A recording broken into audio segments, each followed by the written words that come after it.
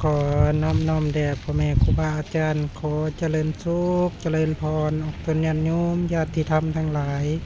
ตอนนี้คณะสงฆ์วัดป่าภูค้อเนาะนำพาโดยญาติใหญ่กันหาติขะญานูเจ้าอาวาสวัดป่าภูค้อในเนื่องงานปริวัติกรรมวัดป่าภูค้อก็ได้ออกมาบิณฑบาตโปรดญาติโยม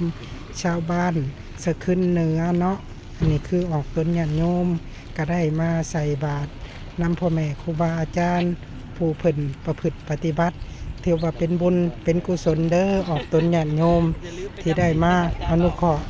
ใส่บาตรนำพ่อแม่ครูบาอาจารย์ผู้เพิ่นประพฤติปฏิบัติขัดเกลากิเลสถึงเพิ่นสิบ่หมดกิเลสก็ตาม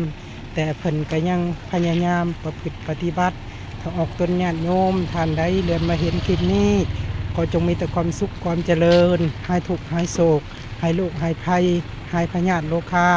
ปรารถนาสิ่งใดขอให้ไปโดยชอบประกอบด้วยศีลด้วยธรรมมิตรอายุวันนะสุขะภระมันยืนสาธุฝากกดไลค์กดแชร์ในเด้อญาติโยม